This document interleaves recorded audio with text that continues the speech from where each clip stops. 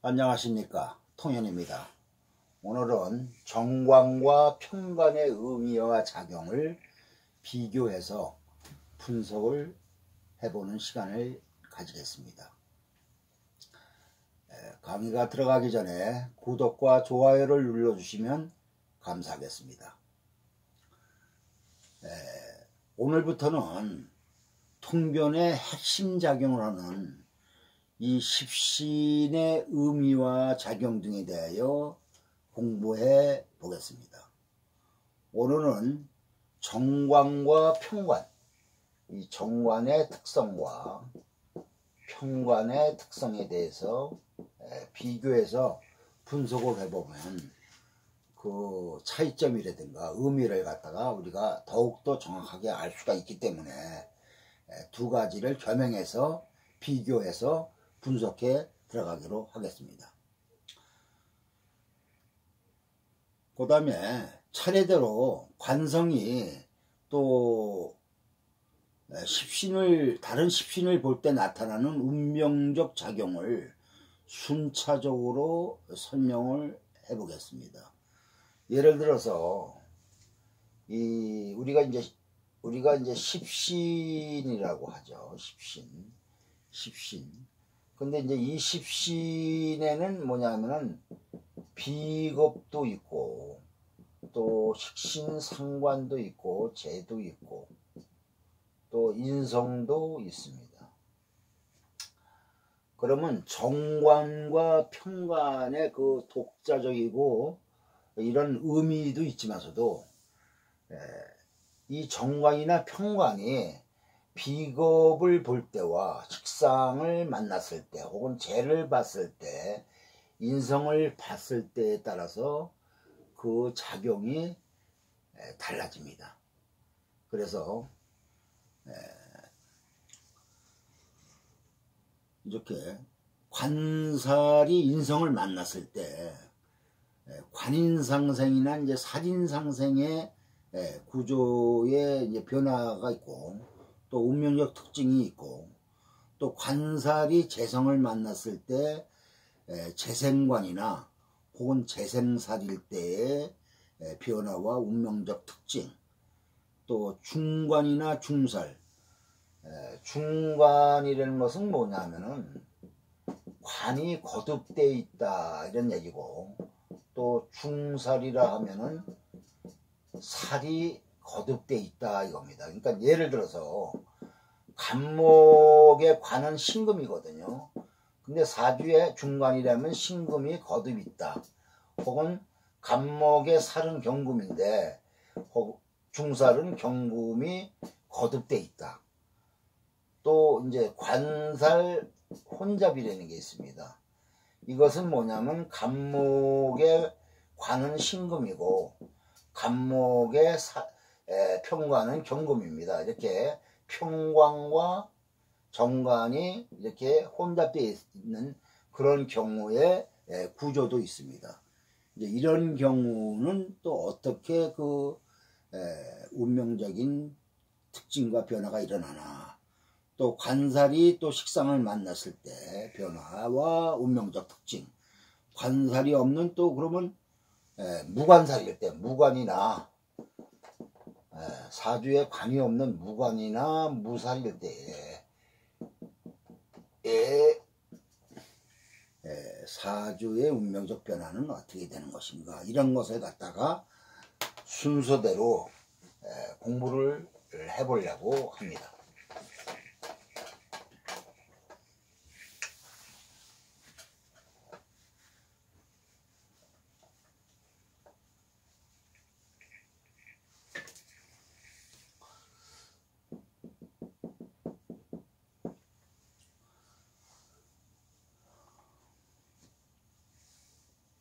또 같은 관살이라도 이렇게 간지별로 있지 않습니까? 갑의 정관은 뭡니까? 신금이죠. 그 다음에 갑의 편관은 경금입니다. 그런데 이것은 우리가 이제 편관이다 정관이다 이렇게 십신적인 의미와 해석을 하겠지만서도 같은 정관이나 평관이라 하더라도 갑이 신을 볼 때와 을이 경을 볼 때, 혹은 병화가 계수를 볼 때, 정화가 임수를 볼 때에 이것이 이제 십신적으로 보면은 이렇게 다 정관입니다. 이게 다 정관이에요. 정관이지만 이렇게 신금 정관이냐, 경금 정관이냐, 계수 정관이냐, 임수 정관이냐에 따라서 그 간지별로 그 해석과 운명의 의미는 많이 달라집니다. 이런 것을 우리가 알아야만이 사주의 특징을 갖다가 빨리 짚어낼 수가 있습니다. 그래서 이런 것도 이제 우리가 알아야 되겠고, 또 사주라는 것은 이제 이렇게 우리가 사주를 분석할 때 사주라는 것은 이렇게 간단하고 단순한 게 아닙니다. 사주는 이렇게 다층적 구조로 되어 있습니다. 이것을 우리가 빨리 그 핵심을 찾아내서 우리가 알아야만이 그 사람의 운명적 특징을 빨리 찾아낼 수가 있는 것입니다. 그래야만이 그 사람의 그릇의 크기와 또 기륭을 잘 분석할 수 있고, 더 나아가서는 통변을 잘 할 수 있는 것입니다. 사주는 사람이 이렇게 살아가면서 일어나는 개인적이나 혹은 가정적, 사회적인 기륭관계를 알기 위하여 가장 흡사한 의미 역할을 하는 이름을 붙인 것이 그것이 십신입니다. 십신. 그것이 십신이다. 10가지의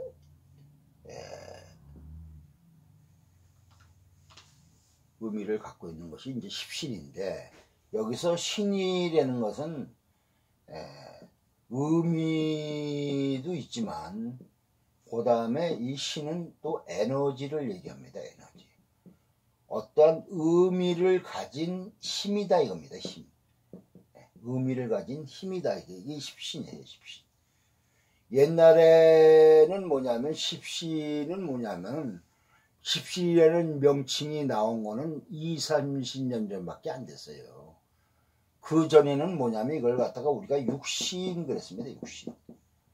왜 육신이냐 하면은 육신은 뭐냐면은 우리가 비겁, 그 다음에 인성, 그 다음에 재, 그 다음에 관살, 식상, 요렇게 이제 우리가 구분을 하지 않습니까? 그런데 이제 비겁을 하나로 치고, 인성을 하나로 치고, 재성을 하나로 치고, 관사를 하나로 치고, 그 다음에 식신, 상관 이렇게 구별을 해서 육신이라 했습니다. 그런데 이제 불과 20-30년 전에 이것을 조금 의미를 더 이렇게 정확하게 우리가 알아야 되겠다 해갖고 구체적으로 이건 비견겁재, 그 다음에 인성도 정인, 편인, 그 다음에 재성도 정재, 편재, 그 다음에 관살도 정관, 평관, 그 다음에 식상도 식신, 상관, 이렇게 이제 구체적으로 이제 분류를 해서 10개가 나오지 않습니까? 그래서 이걸 갖다가 십신이다 이렇게 우리가 얘기를 하는 겁니다. 그래서 요새는 육신이라는 말을 쓰질 않고 십신이라는 말을 많이 이제 쓰는데, 이렇게 변화되어 나온 그런 과정이 이제 있습니다.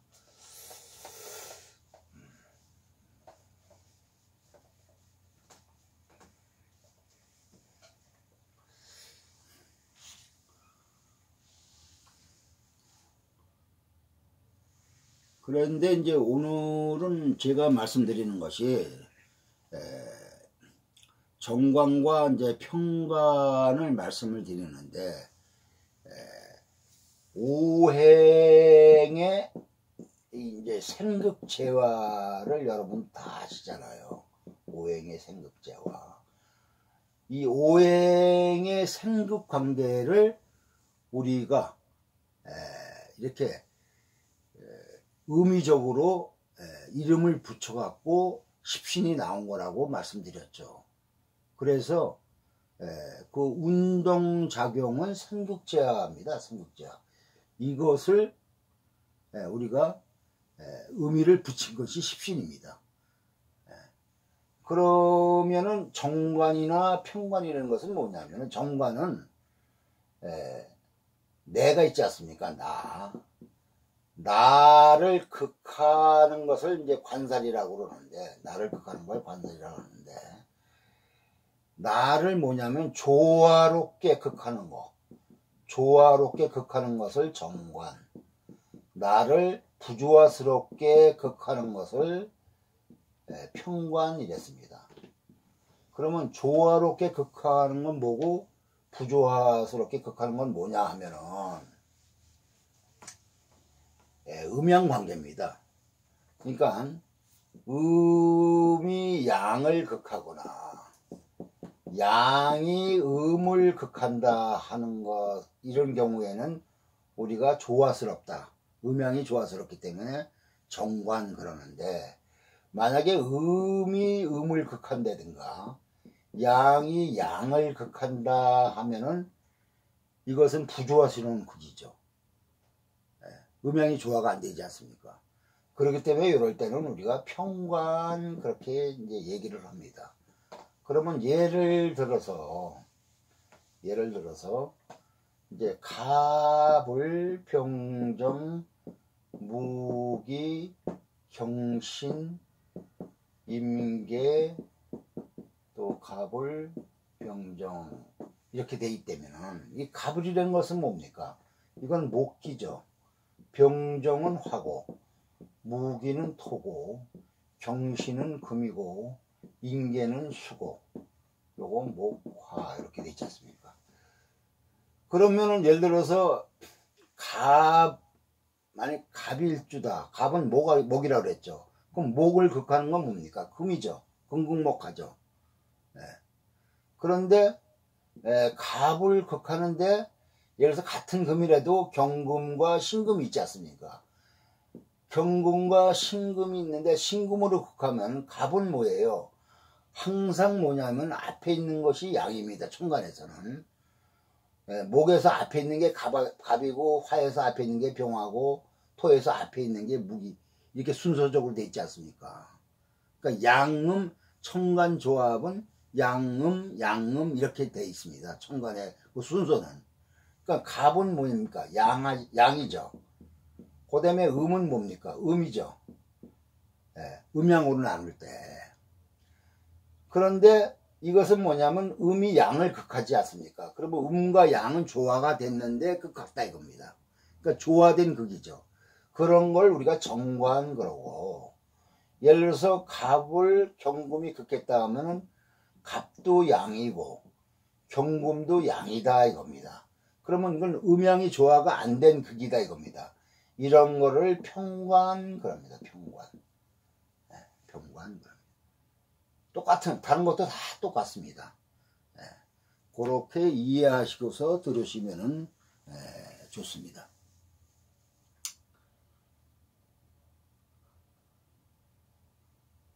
그리고 이제 평관을 이제 또 다른 말로 하면은, 이 평관을 다른 말로 하면 칠살이라고 합니다. 칠살. 그럼 왜 칠살이냐 하면은 7번째 자리에서 나를 극한다 이겁니다. 그러면 내가 갑일주다 이겁니다. 그러면 하나, 둘, 셋, 넷, 다섯, 여섯, 일곱 번째 자리죠. 그러니까 1, 2, 3, 4, 5, 6, 7 아닙니까? 7번째 자리에서 나를 극한다 이겁니다. 그런데 이것이 음양이 무정하게, 다시 말하면 양이 음을 극하거나 음이 양을 극한다 그러면 그건 유정한 극인데, 그러니까 음이 음을 극하고 양이 양을 극하기 때문에 이 무정한 극이다 이겁니다. 그래서 거기다가 살이라는 말을 썼습니다. 무중한 극이다 이겁니다. 그래서 우리가 순서적으로 7번째에 있고 또 무중한 극이다 해서 7살 이렇게 우리가 얘기를 하기도 합니다. 그래서 이렇게 일반적으로 이제 실살이 이제 사주상으로 좋은 작용을 할 때는 평관이라고 명칭을 하고 나쁜 작용을 하는 경우에는 칠살이라고 이제 많이 사용하는데 현대에서는 그런 구분 없이 그냥 칠살이나 평관을 섞어서 한마디로 뭐 내 마음대로 이렇게 쓰는 경우가 많습니다. 그것이 요새는 일반적이다 이렇게 되어 있습니다. 그래서 이렇게 이제 가불의 입장에서는 경신 금극목하니까 경신이 정관도 되고 칠살도 되고 병정일주다 그런다면 임계가 나를 극하는 거 아닙니까? 이것이 칠살 정관이 되고 그 다음에 무기일주다 그런다면 가불이 나를 목극독하는 거니까 이게 칠살 정관. 만약에 경신이다 그러면 병정이 일곱째 자리에서 나를 극하지 않습니까? 또 예를 들어서 임계다 한다면 무기가 일곱째 자리에서 극하지 않습니까? 그래서 이런 경우에 나를 극하는 것을 우리가 정관 칠살 그러는데 혹은 평관. 그런데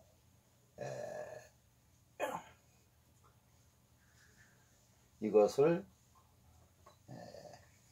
우리가 십신으로 나를 극하는 것을 음이 양을 극하거나 양이 음을 극하는 것은 음양이 조화된 극이기 때문에 정관이라고 그러고 음양이 조화되지 않은 음이 음을 극하거나 양이 양을 극할 때는 우리가 평관 혹은 칠살이라고 그 명칭을 우리가 사용하고 있습니다. 근데 이제 여기서 이제 또 알아둬야 할 것은 이 극이라는 이제 개념 정리를 좀 해야 될 것입니다. 극이라는 거.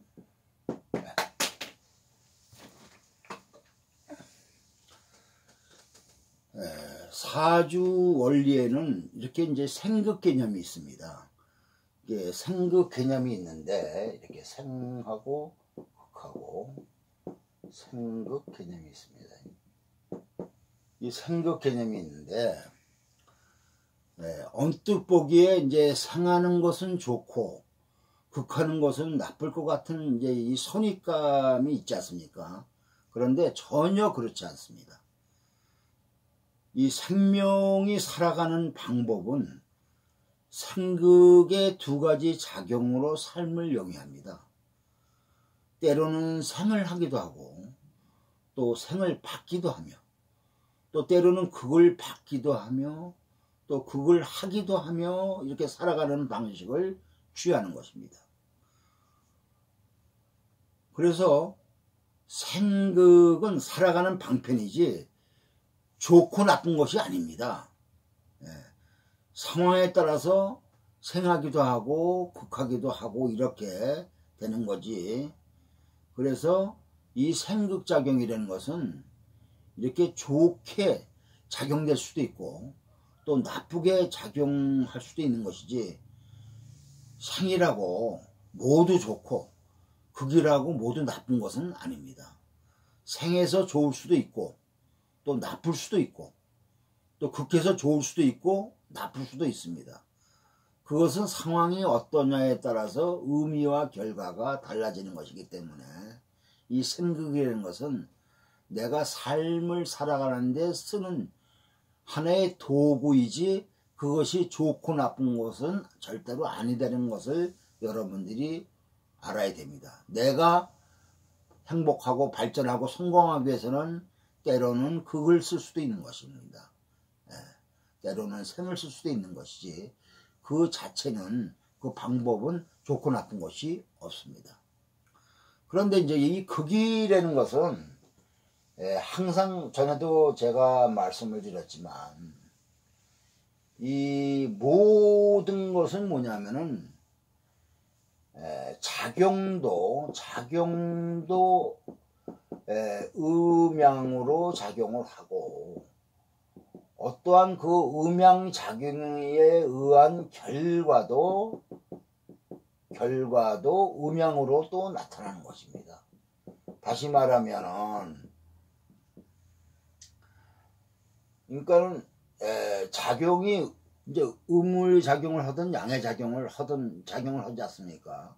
그러면은 결과도 음양으로 나온다는 것은 뭐냐면은, 이 좋고 나쁘다.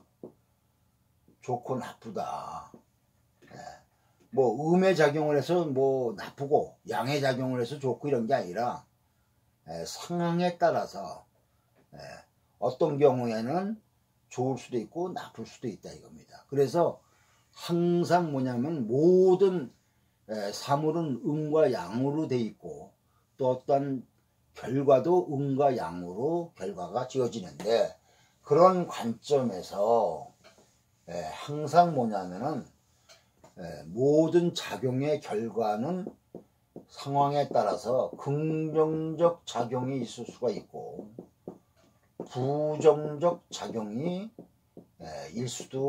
생길 수도 있다는 것입니다. 그래서 극이라는 것은 지금 뭐냐면은 정관과 평관에 대해서 논하는 거기 때문에, 정관과 평관은 나를 극하는 거 아닙니까? 그래서 극이라는 것을 갖다가 말씀을 먼저 드리는 건데, 이렇게 극이라는 것은 상황에 따라서 긍정적 의미와 부정적 의미가 있습니다. 관살이라는 것은 나를 극하는 것인데, 관살의 의미는 간단히 말하면 목표도 될 수 있고 또 뜻도 될 수 있습니다. 그 다음에 내가 하는 일입니다. 일. 이게 물리적으로 말하면 사물이 안정되게 존재케 하는 무게의 중심이 될 수도 있습니다. 극이라는 것은 좋은 의미로 작용되어질 때는 내가 강하다 이겁니다. 내가 강할 때는 나에게 할 일을 주어 나의 능력으로 일을 잘해 나의 가치가 드러나므로 좋은 결실을 맺어 나에게 명예를 주게 되는 것이고, 그러니까 좋은 작용을 할 때는 그렇습니다. 그 다음에 부정적 작용을 할 때는 대개 내가 힘이 약해서 강한 그 관살이 와서 나를 극할 때에는 내가 일방적으로 극을 당하므로 정신적, 육체적으로 힘들어지게 되므로 정신적으로는 스트레스가 많이 쌓이고 업무적으로는 과도한 업무로 피로가 누적되고 육체적으로는 힘든 일을 하게 되어 심하면 실패 혹은 관제구설, 질병, 사고 등의 좋지 않은 결과가 나오게 되는 것입니다. 그래서 생극의 작용은 고정된 결과로 나오는 것이 아니라 사주 구조와 상황에 따라서 그 결과가 다르게 나타나는 것입니다. 그러니까는 항상 뭐냐면은 자연의 뭐냐면은 생명의 흐름은 여요한 것입니다. 여요. 여기는 좋고 나쁜 게 없어요. 그 생명의 법칙에 따라서 이렇게 흘러갑니다. 그런데 이제 여기에서 뭐냐면 나라는 사람이 이렇게 자연을 대할 때에는 뭐가 생기냐면 분별심이 생깁니다. 분별심. 그러니까 분별심이라는 것은 뭐냐면 내가 있기 때문에 좋고 나쁜 것이 생긴다 이겁니다. 좋고 나쁜 것이. 내가 없으면은 좋고 나쁜 것이 없어요. 여요한 겁니다. 여요한 거예요. 그냥 자연의 흐름대로 흘러가는 겁니다. 내가 있기 때문에 분별심이 생기는 겁니다. 예. 만약에 여러분들이 만일 죽었다 그런다면은 이 세상이 망하든 흥하든 예? 나하고는 아무런 상관이 없어요. 내가 살아있기 때문에 이 세상의 변화에 내가 영향을 받기 때문에 문제가 생기는 겁니다. 거기서 좋고 나쁜 것이 나오는 겁니다. 나를 기준해서. 이것을 잘 알아셔야 돼요. 내가 없다면 아무런 영향을 나한테 미칠 수가 없는 것입니다. 그래서 내가 중요한 것입니다. 내가.